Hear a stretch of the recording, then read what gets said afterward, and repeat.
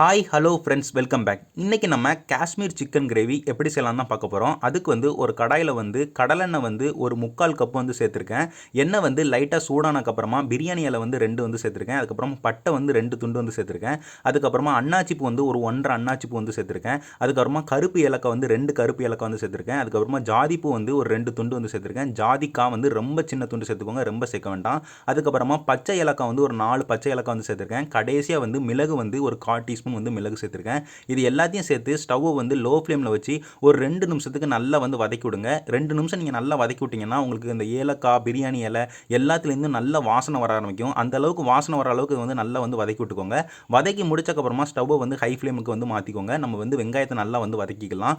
வெங்காயம் 5 பெரிய வெங்காயத்தை கொஞ்சம் பெரிய பெரிய துண்டுகளாக கட் பண்ணி எடுத்துருக்கேன். இதை நல்லா ஓரளவுக்கு ப்ரௌன் கலரில் மாறுற அளவுக்கு இதை நம்ம வதக்கணும். அதனால் ஓரளவுக்கு ஹை ஃப்ளேமில் வச்சு ஒரு 5 நிமிஷத்துக்கு நல்லா வதக்கி விடுங்க. இது ஓரளவுக்கு லைட்டாக ப்ரௌன் கலருக்கு மாறட்டும். அதுக்கப்புறமா நம்ம இஞ்சி பூண்டு பேஸ்ட் சேர்த்துக்கலாம். எடுத்த உடனே நீங்கள் வெங்காயத்தை நல்லா ப்ரௌன் கலருக்கு வதக்கிடாதீங்க. ஏன்னா அதுக்கப்புறமா நம்ம இஞ்சி பூண்டு பேஸ்ட் சேர்த்தும் வதக்குவோம், அதுக்கப்புறமா தக்காளி சேர்த்தும் வதக்குவோம். அதனால் ஓரளவுக்கு லைட்டாக ப்ரௌன் கலருக்கு மாறின உடனே நீங்கள் ஸ்டவ்வை லோ ஃப்ளேமில் வச்சுட்டு இல்லைனா மீடியம் ஃப்ளேமில் வச்சுட்டு இஞ்சி பூண்டு பேஸ்ட் சேர்த்துக்கோங்க. இந்த ரெசிபி செய்யும் போது நீங்கள் இஞ்சி பூண்டு பேஸ்ட் ஒரு 2 டேபிள் ஸ்பூன் இஞ்சி பூண்டு பேஸ்ட் சேர்த்துக்கோங்க.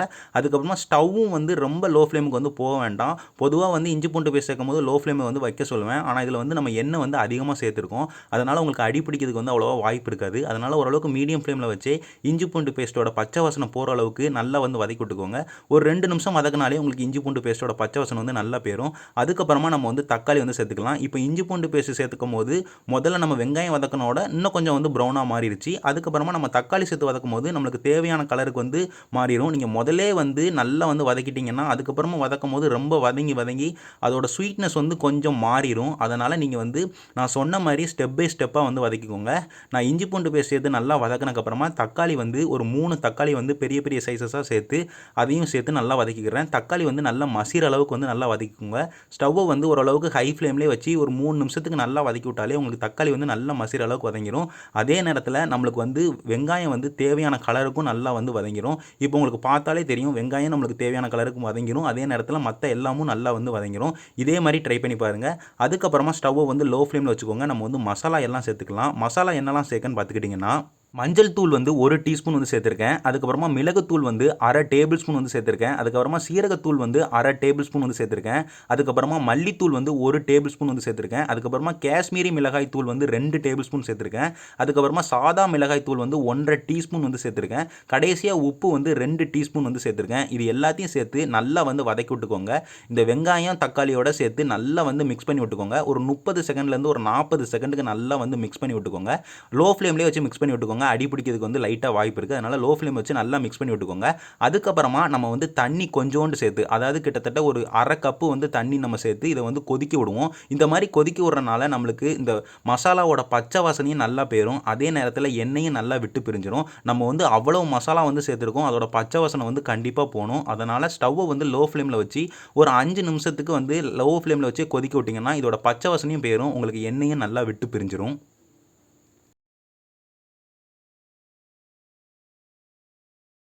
இப்போ ஸ்டவ்வை லோ ஃப்ளேமில் வச்சு ஒரு 5 நிமிஷத்துக்கு கொதிக்க விட்டேன். எண்ணெய் நல்லா விட்டு பிரிஞ்சிருச்சு. அதே நேரத்தில் மசாலாவோட பச்சை வாசனையும் நல்லா போயிருச்சு, நல்ல வாசனையும் வர ஆரம்பிச்சிருச்சு. இந்த நேரத்தில் நீங்கள் தயிர் சேர்த்துக்கோங்க. தயிர் ஒரு 4 டேபிள் ஸ்பூன்லேருந்து ஒரு 5 டேபிள் ஸ்பூன் சேர்த்துக்கோங்க. எம்எல்ல சொல்லணும்னா ஒரு 80 எம்எல்லேருந்து ஒரு 90 எம்எல்குள்ளே நீங்கள் சேர்த்துக்கோங்க. இதை சேர்த்து நல்லா இதை மிக்ஸ் பண்ணி விட்டுக்கோங்க. கண்டிப்பாக நீங்கள் தயிர் சேர்க்கணும். ஏன்னா நம்ம காரத்தை பேலன்ஸ் பண்ணுறதுக்கும் அதே நேரத்தில் கிரேவியை நல்லா டேஸ்ட் ஆக்குறதுக்கும் இந்த தயிர் ரொம்பவே உதவியாக இருக்கும். அதனால் தயிர் சேர்த்து ஒரு நிமிஷத்துலேருந்து ஒரு 2 நிமிஷத்துக்கு நல்ல லோ ஃப்ளேமில் வச்சு கிண்டி விட்டுக்கிட்டே இருங்க. கிண்டி முடிச்சக்கப்புறமா நம்ம பச்சை மிளகா சேர்த்துக்கலாம். பச்சை மிளகா ஒரு 4 பச்சை மிளகா நான் சேர்த்துக்கிட போகிறேன்.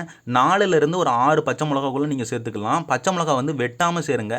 இது நம்ம காரத்துக்காண்டி நம்ம சேர்க்கலை. இது லைட்டாக மனம் வரும். அதாவது இது கொதிக்க விடும் போது அந்த பச்சை மிளகாவோட மனம் ஒரு மாதிரி காரமாக அந்த மனம் வரும். அதுக்காண்டி தான் நம்ம சேர்த்துருக்கோம். வெட்டி சேர்க்காதீங்க, அது ரொம்ப காரமாயிரும். அதுக்கப்புறம் அப்புறமா பச்சை மிளகாய் சேர்த்து நான் லைட்டாக வந்து மிக்ஸ் பண்ணி விட்டுக்கிட்டேன். மிக்ஸ் பண்ணி விட்டக்கப்புறமா நான் சிக்கன் வந்து சேர்த்துக்கிட்டேன். சிக்கன் வந்து 1 கிலோ சிக்கன் வந்து நான் பயன்படுத்துகிறேன் இந்த கிரேவிக்கு. போன்லெஸ் சிக்கன்லாம் இல்லை, போனோட தான் நான் சேர்க்கேன். நீங்கள் போன்லெஸ் கூட நீங்கள் பயன்படுத்திக்கலாம். சிக்கன் சேர்த்து நம்ம இந்த மசாலாவோட நல்லா வந்து கிண்டி விட்டுக்கோங்க. ஒரு 2 நிமிஷத்துலேருந்து ஒரு 3 நிமிஷத்துக்கு ஸ்டவ்வை வந்து லோ ஃப்ளேமில் வச்சு மெதுவாக வந்து கிண்டி விட்டுக்கோங்க. கிண்டி முடிச்சக்கப்புறமா நம்ம வந்து தண்ணி சேர்த்துக்கலாம். தண்ணியை வச்சு, அதாவது நம்மளுக்கு வந்து ரொம்ப வந்து தண்ணி தேவையில்லை, ஓரளவுக்கு கிரேவி மாதிரி இருக்கணும். அதனால் ஒரு 2 கப்லேருந்து ஒரு 2.5 கப்பு தண்ணி மட்டும் சேர்த்துக்கோங்க. தண்ணி சேர்த்து நல்லா வந்து மிக்ஸ் பண்ணி விட்டுக்கோங்க. மிக்ஸ் பண்ணி விட்டக்கப்புறமா ஸ்டவ்வை வந்து ஓரளவுக்கு மீடியம் ஃப்ளேமில் வச்சு இதை வந்து ஒரு 20 நிமிஷத்துலேருந்து ஒரு 25 நிமிஷத்துக்கு நல்லா வந்து கொதிக்க விடுங்க. ஊடையில் வந்து ஒரு 15 நிமிஷம் கழித்து நம்ம ஓப்பன் பண்ணி உப்பு காரம் எல்லாம் இருக்கான்னு நம்ம பார்த்துக்கிடுவோம். இப்போ வந்து தண்ணி சேர்த்து நல்லா மிக்ஸ் பண்ணி விட்டு இதை வந்து மூடி வச்சு ஓரளவுக்கு மீடியம் ஃப்ளேமில் வச்சு ஒரு 15 நிமிஷத்துக்கு நான் இதை வந்து கொதிக்க விட போகிறேன்.